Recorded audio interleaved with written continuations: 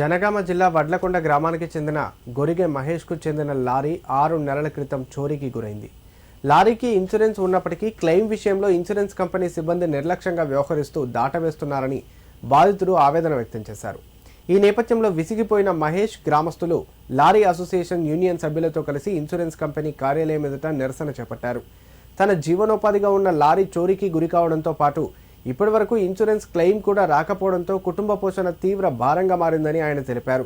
ఇప్పటికైనా insurance company అధికారులు స్పందించి తక్షణమే న్యాయం చేయాలని బాధితుడు డిమాండ్ చేశారు. నా పేరు గురిగే మహేష్, మాది ఉడ్లకొండలో మా లారీ దొంగతనానికి గురయ్యి 6 నెలలు అవుతుంది. దానికి ఇన్సూరెన్స్ ఉంది.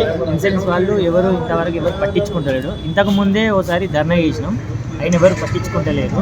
ఇప్పుడు వచ్చి మళ్ళీ మా యూనియన్తో వచ్చి ఇక్కడ ధర్నా చేయడం జరిగింది.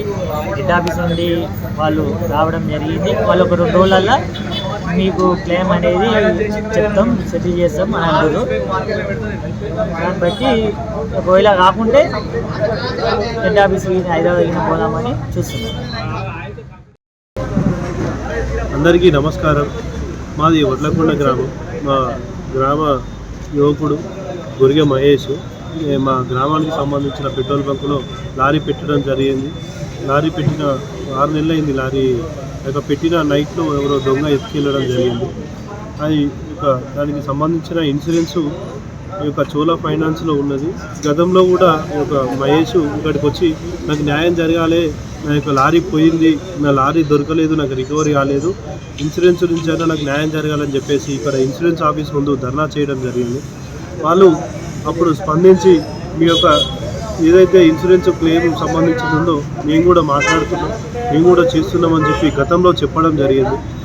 గతంలో చెప్పారు కానీ చెప్పి కూడా 2 నెలలు అయింది. ఇప్పటివరకు కూడా ఏ సమాచారం కూడా రాలేకపోవడంతో ఆ లారీకి సంబంధించిన యూనియన్ 200 మంది యూనియన్ లారీ ఓనర్లతోటి ఈరోజు చోళ ఫైనాన్స్ ముందు మళ్ళీ ధర్నాకు కూర్చోవడం జరిగింది. అక్కడ హైదరాబాద్ నుంచి అధికారులు వచ్చి ఈ ఇన్సూరెన్స్కి సంబంధించి క్లెయిమ్స్ ఏమేమి ఉన్నాయి, ఏంది, ఎట్లా రావాలని చెప్పేసి వాళ్ళు మాట్లాడి 2 రోజులు సమయం అడిగారు. ఆ 2 రోజుల సమయంలో మేము మీకు న్యాయం చేస్తామని చెప్పి వాళ్ళు మాకు హామీ ఇవ్వడం జరిగింది.